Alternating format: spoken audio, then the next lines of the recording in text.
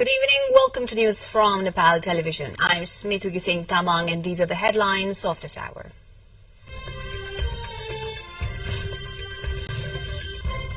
PM Dahal emphasizes on promoting governance by providing paperless and faceless services, says preparation in progress. Minister Sharma emphasizes importance of Federal Democratic Republic, says it is established on the foundation of the sacrifices of martyrs. Shehbaz Sharif voted in as Pakistan's Prime Minister for second time, garners 201 votes against Omar Ayub Khan. And league stage final match between Namibia and the Netherlands under the triangular T20 series cancelled due to rain. Nepal to vie against the Netherlands in the final.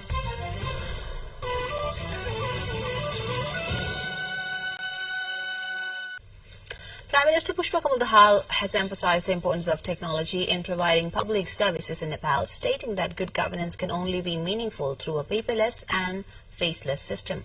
PM Dahal addressed a scientist conference titled AI for Prosperous Nepal, Employment for the Future, stressing the need for prioritizing the use of technology for providing public services. The government will coordinate AI policies with the National Science and Technology and Innovation Policy 2076-BS and the Digital Nepal Framework 2019. The government has pursued various studies and research in the emerging technology sector, and a budget has been allocated for setting up the Science Technology Innovation Fund.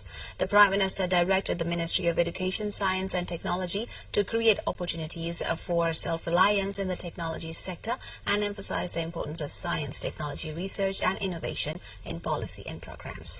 The conference, jointly organized by the Ministry of Education, Science and Technology and various stakeholders, will support in materializing the dream of building a prosperous Nepal. Prime Minister Pushpa Kamal Dahal held discussions separately with CPN-UML Chair KP Sharma Oli and Nepali Congress President Sher Bahadur Deva today in connection with finalizing the Transitional Justice-related bill.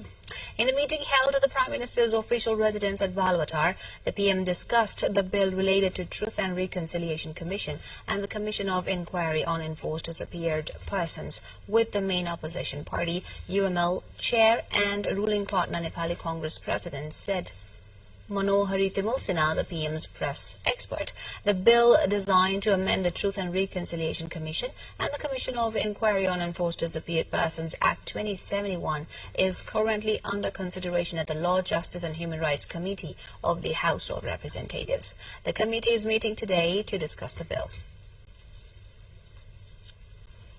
Time for a short break now. We shall be back with more updates. Do stay tuned.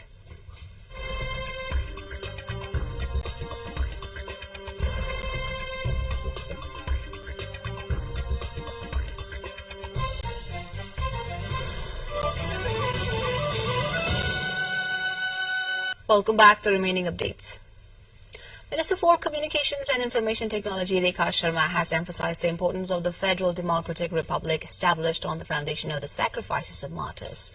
Speaking at the Martyrs Week event at Gorahi Sub-Metropolitan City 6, Minister Sharma emphasized the contributions and sacrifices of many martyrs for establishing the Republic.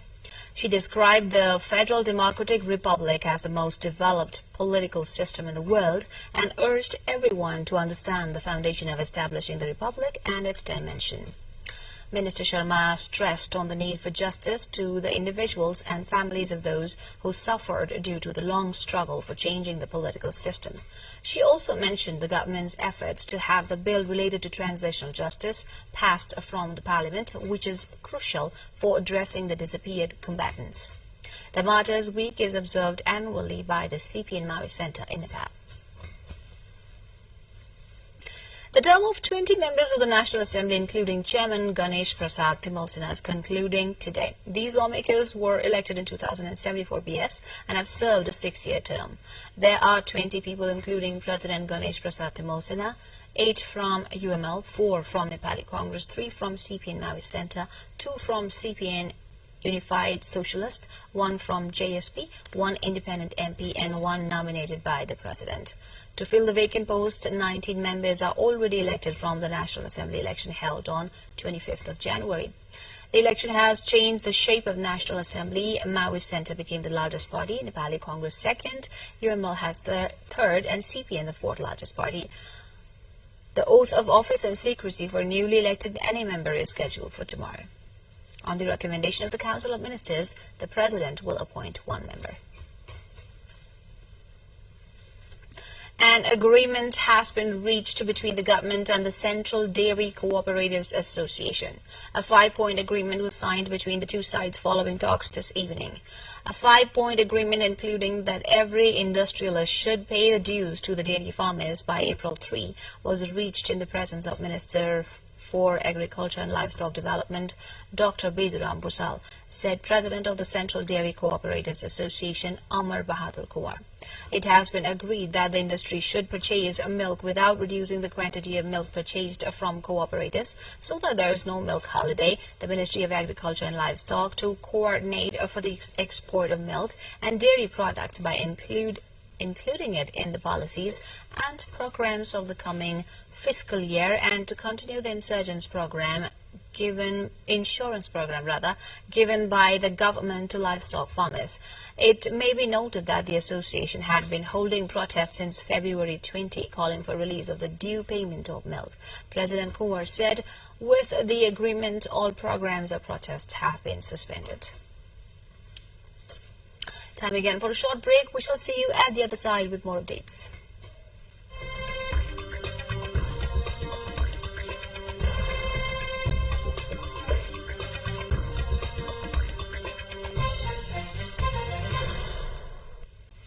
Now the international update. Shehbaz Sharif was voted in as Pakistan's Prime Minister for a second time on Sunday, presiding over a shaky alliance that has shut out followers of jailed opposition leader Imran Khan.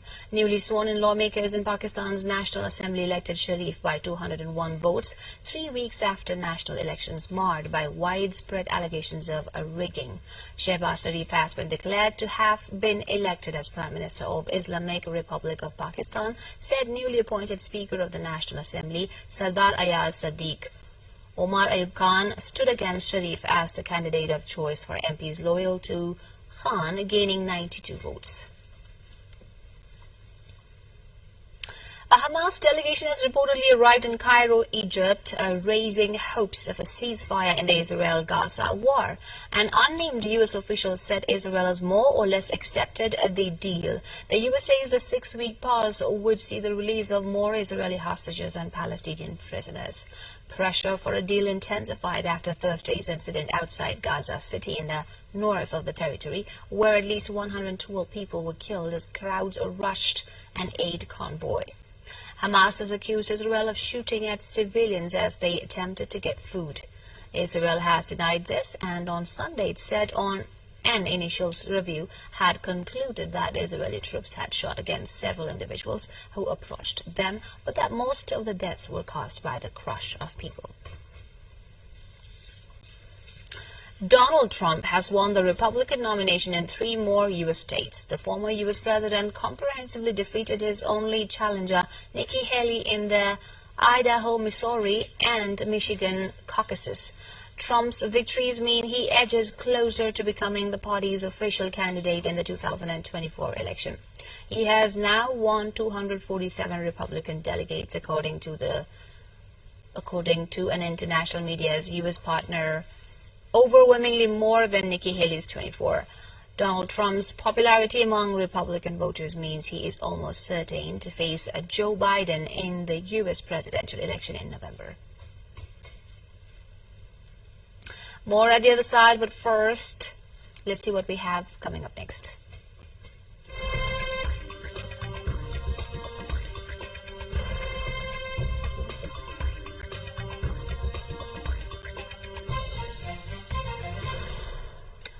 Environmental activists broke into a French chemical site Saturday, March 2, to denounce the production of so-called forever chemicals PFAS compounds, leading to 8 arrests, local officials said. Around 300 people from the Extinction Rebellion and Youth for Climate groups cut through fences to reach the Arkema site at the Pierre Bennett factory near Lyon in Southeast France, a spokesman for the organizers, said experts say that exposure to some types of PFAS have been linked to serious health effects. The protest came as another chemicals group, Daikin, is seeking to build a new production site nearby, which has sparked protests from residents. Now the sports.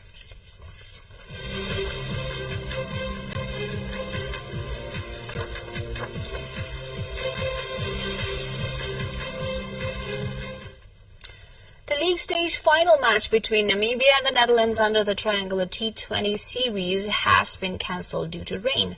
With this, both teams share 1 point each. This means that Nepal and the Netherlands are pitted against each other in the final of the series. The Netherlands have reached the final, remaining at the top of the scoreboard with 5 points. Similarly, Nepal, which is in a second place in the score tally, has 4 points, while Namibia has 3. In the match held at the TU Cricket Ground in Kirtipur today, the Netherlands won the toss and invited Namibia to bat first. Namibia amassed 98 runs in 15 overs, losing 4 wickets. Play had to be stopped at this point after it started raining. Before the game was stopped, Jan Nicole Lofty-Eaton made 34 runs and Jane Green 11 runs for Namibia. Nepal faced a 20-run defeat to Namibia in its first game and a 2-run defeat to the Netherlands in the second match under the league stage. Similarly, Nepal secured their place in the final, defeating Namibia by 3 runs and the Netherlands by 6 wickets in its third game. The final match will take place on March 5. And before we wrap up the headlines one more time.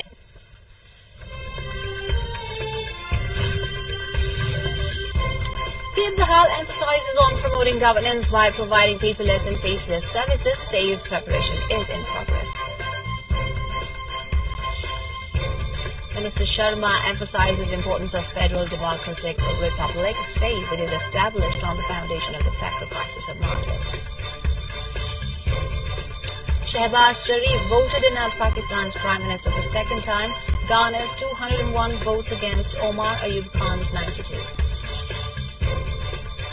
And league stage final match between Namibia and the Netherlands under the triangular T20 series cancelled due to rain, and Nepal to vie against the Netherlands in the final.